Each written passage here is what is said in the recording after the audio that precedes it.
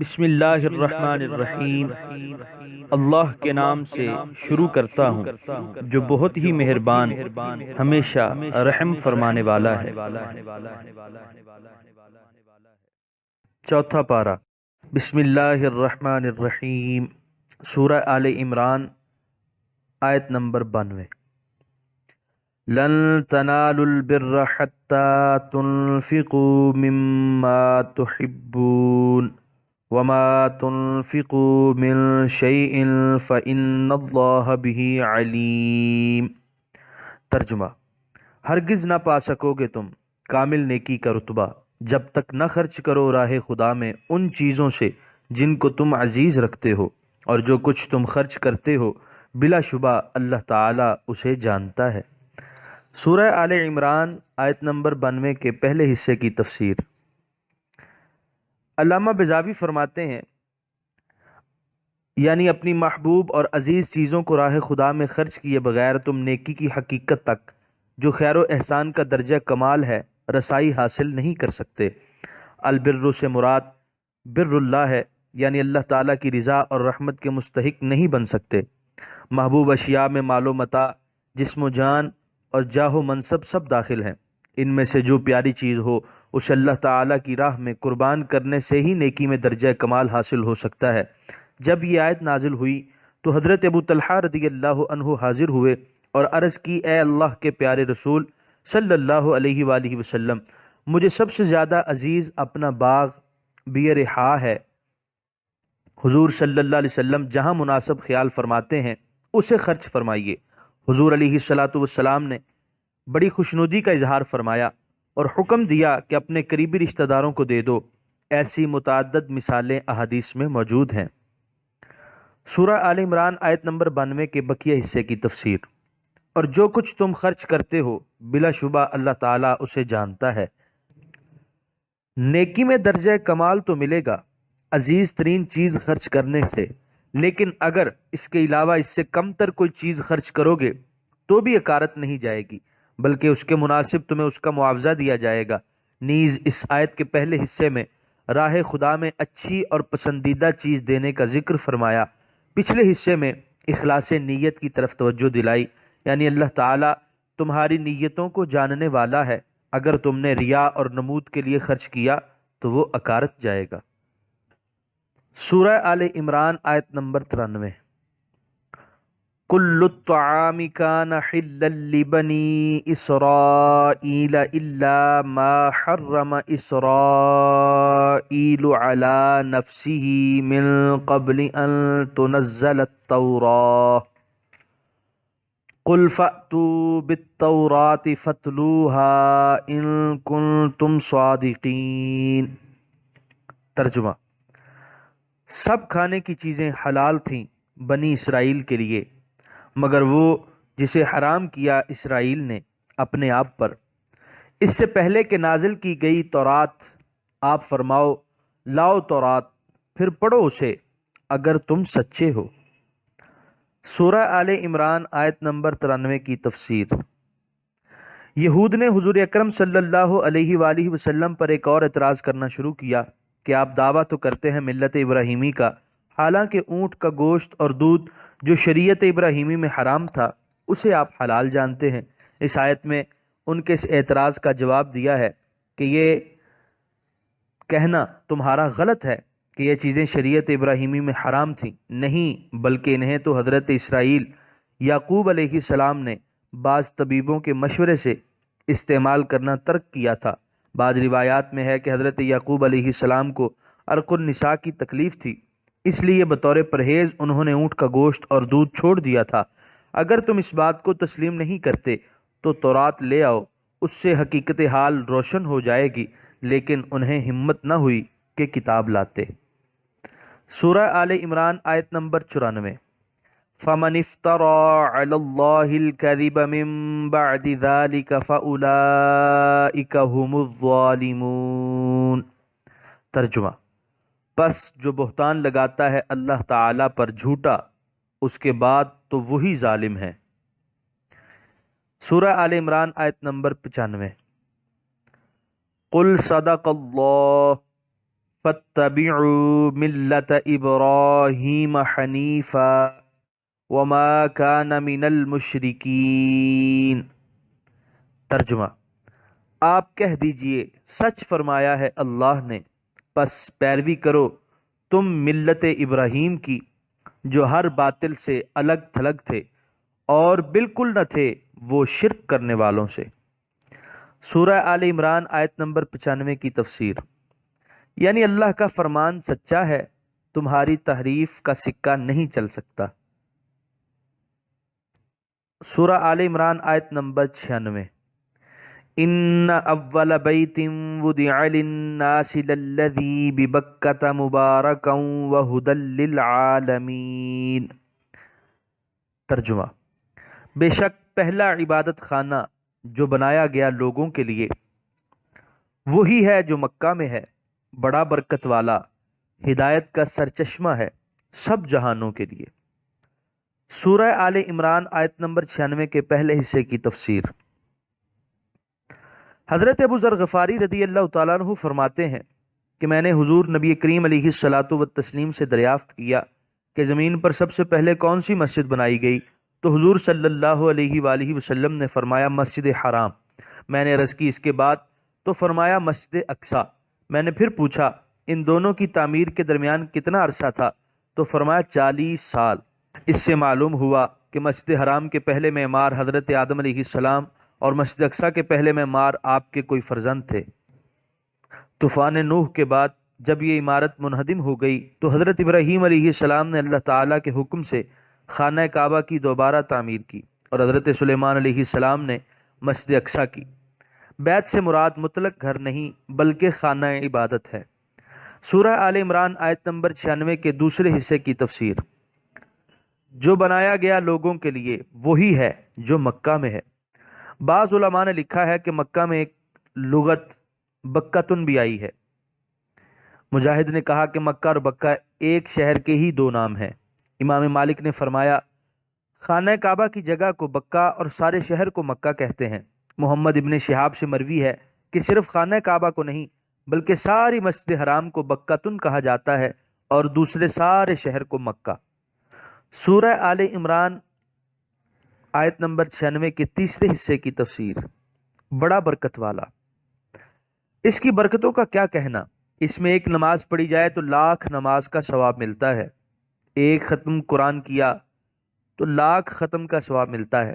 نیز اس کا حج اور عمرہ کرنے والوں، اس کے گرد طواف کرنے والوں پر اللہ تعالیٰ کی رحمت کی جو بارش برستی ہے اس کا کوئی کیا اندازہ لگا سکتا ہے۔ سورہ آل عمران آیت نمبر 96 کے بقیہ حصے کی تفسیر: ہدایت کا سرچشمہ ہے سب جہانوں کے لیے، کیونکہ یہ اس نبی کا کعبہ ہے جو رحمت للعالمین ہے، اس لیے اس کا کعبہ بھی سارے جہان کا قبلہ، سارے عالم بشریت کی عبادت گاہ ہے، اور اس سے جو پیغام دنیا کو سنایا گیا اس میں سب کے لیے رشد و ہدایت کی روشنی ہے۔ سورہ آل عمران آیت نمبر 97: فیہ آیات بینات مقام ابراہیم ومن دخلہ کان آمنا وَلِلَّهِ عَلَى النَّاسِ حِجُّ الْبَيْتِ مَنِ اسْتَطَاعَ إِلَيْهِ سَبِيلًا وَمَنْ كَفَرَ فَإِنَّ اللَّهَ غَنِيٌّ عَنِ الْعَالَمِينَ۔ ترجمہ: اس میں روشن نشانیاں ہیں، ان میں سے ایک مقام ابراہیم ہے، اور جو بھی داخل ہوا اس میں ہو جاتا ہے ہر خطرے سے محفوظ، اور اللہ کے لیے فرض ہے لوگوں پر حج اس گھر کا جو طاقت رکھتا ہو وہاں تک پہنچنے کی، اور جو شخص اس کے باوجود انکار کرے تو بے شک اللہ بے نیاز ہے سارے جہان سے۔ سورہ آل عمران آیت نمبر 97 کے پہلے حصے کی تفسیر: کعبہ کے بیت اللہ ہونے کی روشن نشانیاں ہیں۔ مثلا آج تک جس ظالم نے اس گھر کی توہین کرنے کا قصد کیا، قہر الہی نے اسے نیست و نابود کر دیا۔ چند سال پیشتر ابرہہ کا جو ہولناک انجام ہوا تھا وہ عرب کے بچے بچے کو معلوم تھا۔ دور جہالت میں جب ہر طرف کشت و خون کا بازار گرم تھا اور کسی کو کہیں گوشہ عافیت میسر نہیں تھا، اس وقت بھی حرم کعبہ کی حدود میں جو داخل ہو جاتا ہر قسم کی بالادستی اور گرفت سے محفوظ ہو جاتا۔ ایک اور نشانی وہ مقدس پتھر تھا جس پر معمار حرم ابراہیم علیہ السلام کے نقوش پا ثبت تھے۔ سورہ آل عمران آیت نمبر 97 کے بقیہ حصے کی تفسیر۔ اور اللہ کے لیے فرض ہے لوگوں پر حج اس گھر کا۔ حج کی فرضیت کے متعلق سورہ بقرہ میں حاشیہ گزر چکا ہے۔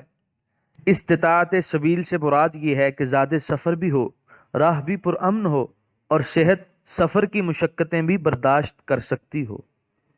سورہ آل عمران آیت نمبر 98۔ قُلْ يَا أَهْلَ الْكِتَابِ لِمَ تَكْفُرُونَ بِآيَاتِ اللَّهِ وَاللَّهُ شَهِيدٌ عَلَى مَا تَعْمَلُونَ۔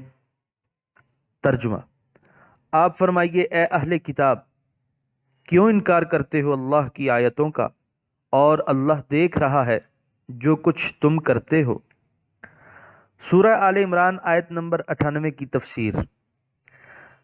آیات سے مراد وہ عقلی اور نقلی دلائل ہیں جن سے اسلام کی حقانیت اور حضور رحمت للعالمین صلی اللہ علیہ وآلہ وسلم کی صداقت روز روشن کی طرح واضح ہو چکی تھی۔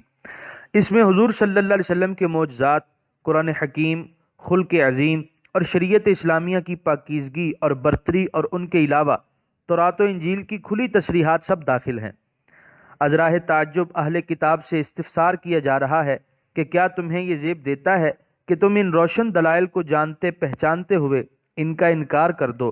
تم اپنی تحریف اور عیاری سے چند لوگوں کو تو فریب دے سکتے ہو، لیکن دانا و بینا خدا کو کیا جواب دو گے؟ وہ تو تمہارے ظاہر و باطن کو یکساں دیکھ رہا ہے۔ سورہ آل عمران آیت نمبر 99۔ قُلْ يَا أَهْلَ الْكِتَابِ لِمَ تَصُدُّونَ عَن سَبِيلِ اللَّهِ مَنْ آمَنَ تَبْغُونَهَا عِوَجًا وَأَنْتُمْ شُهَدَاءُ وَمَا اللَّهُ بِغَافِلٍ عَمَّا تَعْمَلُونَ۔ ترجمہ، آپ فرمائیے اے اہل کتاب، تم کیوں روکتے ہو اللہ کی راہ سے اسے جو ایمان لا چکا؟ تم چاہتے ہو کہ اس راہ راست کو ٹیڑھا بنا دو، حالانکہ تم خود اس کی راستی کے گواہ ہو، اور نہیں ہے اللہ بے خبر ان کرتوتوں سے جو تم کرتے ہو۔ سورہ آل عمران آیت نمبر 99 کے پہلے حصے کی تفسیر۔ اہل کتاب نہ صرف یہ کہ خود اسلام قبول کرنے سے منہ موڑے ہوئے تھے، بلکہ دوسروں کو بھی اس دین حق سے برگشتہ کرنے کے لیے سارے پاپڑ بیلا کرتے تھے۔ ان کی اس مذموم اور ذلیل حرکت پر ملامت کرنے کے لیے ان کو دوبارہ خطاب کیا جا رہا ہے۔ تبغونہا عوجا میں ہا ضمیر کا مرجع سبیل ہے۔ آیت کے ان الفاظ سے یہ بتایا جا رہا ہے کہ وہ لوگوں کو کیوں کر اسلام سے متنفر کیا کرتے تھے، یعنی یا تو وہ اس راہ حق میں طرح طرح کے عیوب نکالتے یا اس کو اس طرح لوگوں کے سامنے پیش کرتے کہ سننے والا یہ گمان کرنے لگتا کہ یہ شاہراہ ہدایت نہیں بلکہ گمراہی کا راستہ ہے۔ سورہ آل عمران آیت نمبر 99 کے بقیہ حصے کی تفسیر۔ حالانکہ تم خود اس کی راستی کے گواہ ہو۔ شہداء کا ایک معنی تو یہ ہے کہ اسلام کی حقانیت اور حضور سرور عالم صلی اللہ علیہ وآلہ وسلم کی صداقت کے تم خود گواہ ہو، لیکن علامہ قرطبی نے شہداء کا معنی عقلاء بھی کیا ہے، یعنی تم تو بڑے دانش مند ہو، بھلا کوئی تمہارے جیسا زیرک و دانا بھی ایسی حرکتیں کر سکتا ہے جن کا انجام دنیا میں ذلت اور آخرت میں رسوائی و شرمساری ہو۔ سورہ آل عمران آیت نمبر 100۔ یا ایہا الذین آمنوا ان تطیعوا فریقا من الذین اوتوا الکتاب یردوکم بعد ایمانکم کافرین۔ ترجمہ، اے ایمان والو، اگر تم کہا مانو گے ایک گروہ کا اہل کتاب سے تو نتیجہ یہ ہوگا کہ لوٹا کر چھوڑیں گے تمہیں تمہارے ایمان قبول کرنے کے بعد کافروں میں۔ سورہ آل عمران آیت نمبر 100 کی تفسیر۔ یثرب کے دو قبیلوں اوس اور خزرج میں عرصہ قدیم سے دشمنی چلی آتی تھی۔ بارہا یہ ایک دوسرے سے جنگ کر چکے تھے، جن میں وہ ایک دوسرے کو بڑی بے دردی سے قتل کیا کرتے تھے۔ حضور سراپا نور علیہ الصلوۃ والسلام نے جب یثرب کی سرزمین کو اپنے مبارک قدموں سے نوازا تو حضور صلی اللہ علیہ وسلم کی تعلیم کی برکت سے ان کی دیرینہ عداوت اور خاندانی دشمنی اخوت و محبت میں بدل گئی۔ وہ چاک جن کے رفو ہونے کا امکان نہ تھا، وہ گہرے زخم جن کے مندمل ہونے کی کوئی صورت نہ تھی، حضور صلی اللہ علیہ وسلم کی محبت کی اکسیر نے ان سب کا درماں کر دیا۔ اوس و خزرج کی باہمی مصالحت اور دوستی یہود کے لیے ناقابل برداشت تھی۔ ایک روز شاس بن قیس یہودی کا گزر ایک ایسی مجلس پر ہوا جس میں اوس و خزرج محبت و پیار کے جذبات سے سرشار ہو کر مصروف گفتگو تھے۔ وہ تو جل بھن کر رہ گیا۔ اس کی انگیخت پر ایک دوسرا یہودی اس مجلس میں گیا اور ایسے اشعار پڑھنے شروع کر دیے جن میں ان کی پرانی جنگوں کا ذکر تھا۔ اس کی یہ چال کامیاب ثابت ہوئی اور اوس و خزرج میں ترش کلامی شروع ہو گئی، جس نے بڑھتے بڑھتے جنگ کی شکل اختیار کر لی۔ تلواریں سونت لی گئیں، نیزے سنبھال لیے گئے اور صفیں درست کر لی گئیں۔ اسی اثناء میں اس کی اطلاع نبی کریم علیہ الصلاۃ والسلام کو پہنچی۔ حضور صلی اللہ علیہ وسلم اپنے صحابہ کی معیت میں اس مقام پر پہنچے اور خود دونوں صفوں کے درمیان کھڑے ہو گئے اور فرمایا، اے اوس و خزرج، تمہیں کیا ہو گیا؟ میری موجودگی میں تم عہد جاہلیت کی رسم کو تازہ کر رہے ہو، وہ عداوت اور دشمنی جس کے شعلوں کو اسلام کے ابر رحمت نے بجھا دیا، کیا تم پھر انہیں بھڑکانا چاہتے ہو؟ یہ شیطان کی وسوسہ اندازی ہے اور تمہارے دشمن کی سازش ہے۔ حضور صلی اللہ علیہ وسلم کا یہ فرمان سن کر ان کی آنکھیں کھل گئیں۔ یکدم انہوں نے ہتھیار زمین پر پھینک دیے اور وہ آنکھیں جن سے ایک لمحہ پہلے غصہ و غضب کے انگارے برس رہے تھے اب اشک بار تھیں اور وہ دوڑ دوڑ کر ایک دوسرے کو گلے لگا رہے تھے۔ اس موقع پر یہ آیت کریمہ نازل ہوئی۔ اس آیت میں وہ ابدی حقیقت پیش کی گئی ہے جس پر زمانے کی ہر کروٹ نے مہر تصدیق ثبت کی ہے۔ 19ویں صدی پر ہی نگاہ ڈالیے، نیم بر اعظم پاک و ہند میں ملت اسلامیہ پر کیا گزری۔ یورپ کے عیسائیوں نے مسلمان حکمرانوں کو کس طرح ایک دوسرے کے خلاف اکسا کر اسلامی مملکت کی اینٹ سے اینٹ بجا دی۔ شرق اوسط کے مسلمان فرما رواؤں نے کس کی انگیخت پر خلافت عثمانیہ کے خلاف علم بغاوت بلند کیا اور کس طرح اپنے وقار کا جنازہ نکالا۔ مسلمانوں نے جب بھی اغیار پر یوں اندھا اعتماد کیا، انہیں ان روح فرسا حالات سے دوچار ہونا پڑا۔ اسلام نے کسی کے ساتھ کار خیر میں تعاون سے منع نہیں کیا، لیکن اس نے دوسروں سے فریب اور دھوکہ کھانے سے ضرور روکا ہے۔ سورہ آل عمران آیت نمبر 101۔ وَكَيْفَ تَكْفُرُونَ وَأَنْتُمْ تُتْلَى عَلَيْكُمْ آيَاتُ اللَّهِ وَفِيكُمْ رَسُولُهُ وَمَنْ يَعْتَصِمْ بِاللَّهِ فَقَدْ هُدِيَ إِلَى صِرَاطٍ مُسْتَقِيمٍ۔ ترجمہ: اور یہ کیسے ہو سکتا ہے کہ تم اب پھر کفر کرنے لگو، حالانکہ تم وہ ہو کہ پڑھی جاتی ہیں تم پر اللہ کی آیتیں اور تم میں اللہ کا رسول بھی تشریف فرما ہے، اور جو مضبوطی سے پکڑتا ہے اللہ کے دامن کو تو ضرور پہنچایا جاتا ہے اسے سیدھی راہ تک۔ یہاں پر چوتھے پارے کا پہلا رکوع مکمل ہوا۔